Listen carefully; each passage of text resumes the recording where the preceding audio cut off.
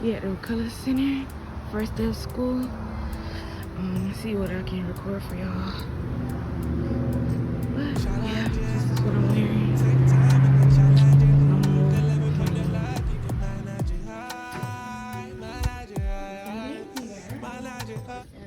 Just have a seat anywhere, and she'll be here in a little bit to do orientation. Okay, thank you. You're welcome.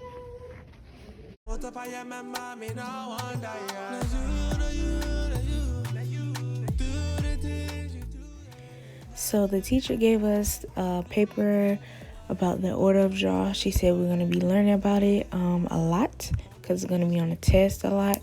And she gave us some other papers, vocabulary words on chapter 1 and 2.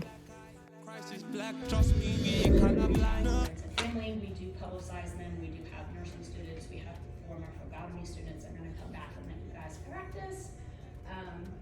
But that's what those Saturdays are for. You will be doing lecture and skills lab. So this is your lecture classroom. Miss Mitch will show you where your skills lab is at. That's where the arms and the hands are at. I will let you take time when you challenge it. Remove the lemon from your life. You can manage it high, manage it high, manage it high. My daughter works for the American Red Cross as a phlebotomist. She went online, got hired, and they moved her to Kansas. So, yeah, she said, I don't have to worry about hurricanes, I just have to worry about tornadoes now. So, but the different parts of the healthcare system, you have your hospitals, which are inpatients, okay, and urgent care centers, which are basically just, it's a step down from an emergency room, but a step up from a doctor's office, but they can only do limited things in an urgent care center. You have your public health clinics, like your Department of Health that's here. You can go in there for free checkups and medicines and things like that, and vaccines. You have your doctor's offices. Now the freestanding ERs are generally new to the areas. It takes a lot of load off of the hospitals' ERs. But there are phlebotomy techs that work in the freestanding ERs because they have to have a lab in the freestanding ERs. I think that's changed. Before, when they first started opening, they didn't have to have a lab, but they had to have a certain amount of things like x-rays and CAT scans and things like that that they had to be able to provide. But then they looked at it and changed it, that it takes too long. You're in an emergency room. Now I gotta send my labs out and I have to wait how long before I get the results back. So then now they have the labs in the freestanding ERs. You have your clinical laboratories. Your clinical laboratories are the ones in the hospital, and they deal with all of the lab draws in the hospital. Phlebotomy techs work in long-term care facilities, nursing homes. They get called out there to draw blood or go assist with getting blood from a patient, depending on if they don't have the staff to be able to do the blood draws themselves. Mobile phlebotomy companies. There's LabCorp, Quest, and you also have the blood mobiles, you know, where you go and you go in there and you donate your blood. So they have those that phlebotomists work at. Now, you have two types of laboratories in the system. You have your clinical laboratory, as I said, which is in the hospital. And then you have your reference laboratory. They do not collect specimens. They do not go out and draw blood. If the doctor orders a weird test in the hospital, because phlebotomists not only draw blood, they can be trained to work in the lab as a lab tech also. Okay? Because your red blood cells are round, they're round concave. If you draw it too fast or you shake that container that the blood's in, you can break those little red blood cells. And what's inside of those little red blood cells? Potassium.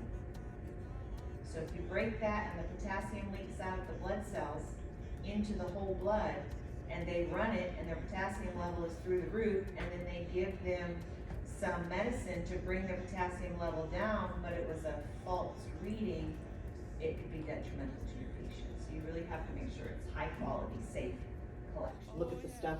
The bucket here, we'll learn how to pack it with all the supplies that you guys are gonna need.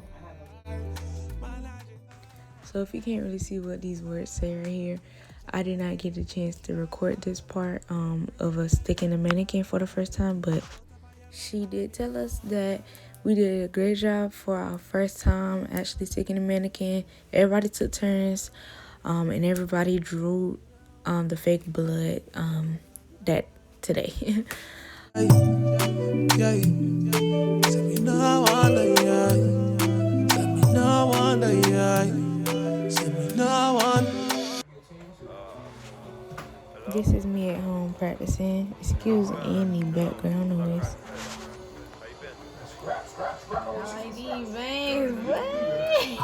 No. This very better than other one. Alright, so you open this, bevel up. I just gotta get it. Love it down. No. Boom, put the nigga in there. Alright, y'all wanna try another one? No, bro. You like that, then the blood travel from your children, and it travel all the way in here. But it ain't doing it yet. That's what I'm ready to revenge. This is revenge right here. Okay. Take it out and then, ooh, you done. So y'all, this is gonna be the end of this video. I practiced on pretty much everybody, except my mom because she had to go to school, and that's it.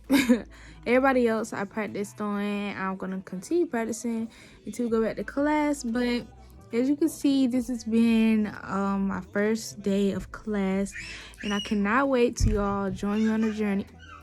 Don't mind the background noise, you know I got a big family. But yeah, this is gonna be the outro. I will show, since I didn't really show me actually sticking, because we actually did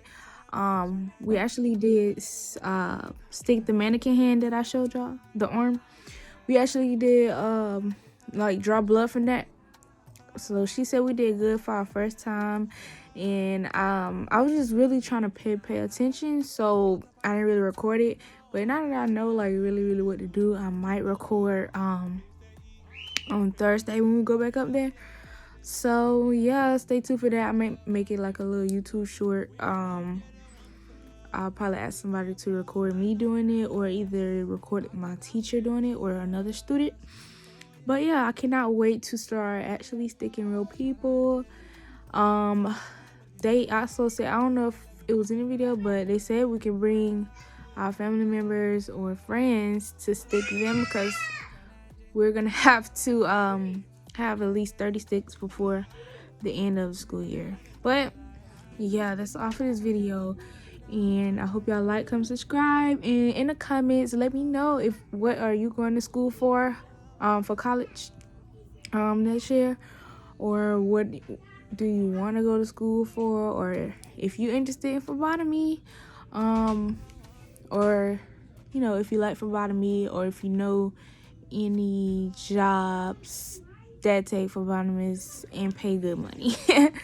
Just, you know, talk in the chat, because I really I need to, you know, do more videos for y'all. I know that, and yeah, a lot just been going on, so got this video for y'all now, and I will have more coming on the way, because this is like a big step in my life, like y'all. But yeah, that's it for this video. I'm gonna call it a day. Yeah. Oh yeah, and stay tuned for my graduation video. I don't know if I'm gonna do I know y'all see my cap and gown in the back. I don't know if I'm gonna do the video before this one or after this one. I might do it after, because I need to go ahead and put this one out there. So stay tuned for my graduated video. But yeah. Oh yeah, and I gotta do an update on my piercings too. So just stay tuned for everything, because I'm finna be dropping a lot of videos, Lord's will, if I got time. Like I said, I ain't promising nothing like a cycle on exactly what days I'm gonna be posting. I'm just post whatever I got whenever I got time for it, because I don't want to be stressed out trying to do this YouTube. And oh yeah, if you got an Instagram, follow me on Instagram. I will put it in the description box below. And yeah. Shine you like a diamond ring, like a diamond ring. Challenge it. Take time when you challenge it. Remove the lemon from your life, you can manage it.